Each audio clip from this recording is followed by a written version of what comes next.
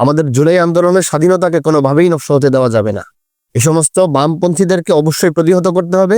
আমি মনে করি দেশের প্রশাসন অবশ্যই এ ব্যাপারে কঠিন হস্তক্ষেপ গ্রহণ করা উচিত, কারণ এই দেশ শাহবাগীদের নয়। শাহবাগীদের কারণে একটি হাসিনার জন্ম হয়েছে। পুনরায় এদেশে শাহবাগী প্রতিষ্ঠা হতে দেওয়া যাবে না। পুনরায় এদেশে নতুন করে ফ্যাসিস্ট বাংলার ক্ষমতায় বসতে দেওয়া যাবে না। প্রিয় দর্শক, গতকালকে শিবিরের আয়োজনে টিএসসিতে ফ্যাসিস্ট হাসিনার বিচারিক হত্যাকাণ্ডের কিছু প্রদর্শনী তারা টানিয়েছিল। সেখানে জামাত ইসলামের বড় বড় নেতা যাদেরকে রাজাকার বলে হত্যা করা হয়েছে, যেমন মাওলানা মতিউর রহমান নিজামী, আব্দুল কাদের মোল্লা এবং আমাদের প্রাণপ্রিয় মাওলানা দেলোয়ার হোসাইন সাইদি, এদের ছবি টানানো হয়েছে।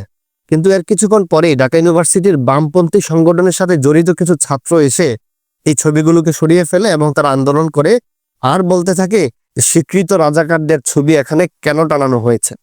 তো আমার কথা হচ্ছে, এই যে যাদের কথা বললাম, এরা স্বীকৃত রাজাকার কার দৃষ্টিকোণ থেকে?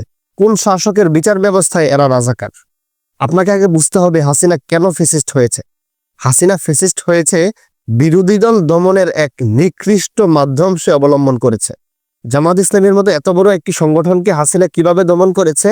এদের বড় বড় নেতৃবৃন্দকে রাজাকার উপাধি দিয়েছে। একটা দেশ স্বাধীন হওয়ার 50 বছর পরে এসে আপনি জাতীয় নেতৃবৃন্দকে ফাঁসি দিয়ে হত্যা করবেন। আপনি কতটা ভালো কাজ করবেন না করবেন এটা আপনার ক্ষমতায় বোঝা না গেলেও ক্ষমতা থেকে যাওয়ার পরে সেটা বোঝা যাবে।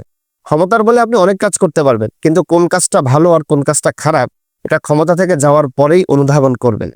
শেখ হাসিনার নির্যাতনে নিপীড়িত হয়ে এদেশের সর্বস্তরের মানুষ তাকে বিদায় করার জন্য সর্বাত্মক চেষ্টা করেছে। সেই হাসিনাকে যদি আবার ফিরিয়ে আনা হয় এই সমস্ত বাম ছাত্র সংগঠনের মাধ্যমে, তাহলে এটা এই জাতির জন্য অপমানজনক, এটা এই জাতির জন্য হতাশাজনক। আন্তর্জাতিক অপরাধ ট্রাইব্যুনালে যাদেরকে রাজাকার বলে ফাঁসি দেওয়া হয়েছে, এদের প্রথম যাকে ফাঁসি দেওয়া হয়েছে সে হচ্ছে শহীদ আব্দুল কাদের মোল্লা। আব্দুল কাদের মোল্লাকে কিন্তু প্রথমেই ফাঁসি দেওয়া হয়নি, কিন্তু একটি সংগঠন গণজাগরণ মঞ্চ, শাহবাগীরা যখন একত্রিত হয়ে একটি বিজয় উল্লাস শুরু করলো, তাদের চাপে পড়ে সরকার ফাঁসি দিতে বাধ্য হয়েছে। সাজানো গণজাগরণ মঞ্চের চাপে পড়ে যাদেরকে ফাঁসি দেওয়া হয়েছে, এই মানুষগুলোর জীবনের দাম কে দিবে? আমি মনে করি রাজাকার বলে যাদেরকে ফাঁসি দেওয়া হয়েছে, এই সমস্ত মানুষকে নির্বিচারে হত্যা করার অপরাধে আওয়ামী লীগের যেভাবে বিচার হওয়া উচিত, ঠিক তদ্রুপ শাহবাগী যারা আন্দোলন করেছে এই সমস্ত শাহবাগীদেরও বিচার হওয়া উচিত। আমাদের জুলাই আন্দোলনের স্বাধীনতাকে কোনোভাবেই নষ্ট হতে দেওয়া যাবে না। এই সমস্ত বামপন্থীদেরকে অবশ্যই প্রতিহত করতে হবে। আমি মনে করি দেশের প্রশাসন অবশ্যই এ ব্যাপারে কঠিন হস্তক্ষেপ গ্রহণ করা উচিত, কারণ এই দেশ শাহবাগীদের নয়। শাহবাগীদের কারণে একটি হাসিনার জন্ম হয়েছে। পুনরায় এদেশে শাহবাগী প্রতিষ্ঠা হতে দেওয়া যাবে না। পুনরায় এদেশে নতুন করে ফ্যাসিস্ট বাংলার ক্ষমতায় বসতে দেওয়া যাবে না। এমন ভিডিও আরো পেতে তাকবীর মিডিয়া সাবস্ক্রাইব করুন।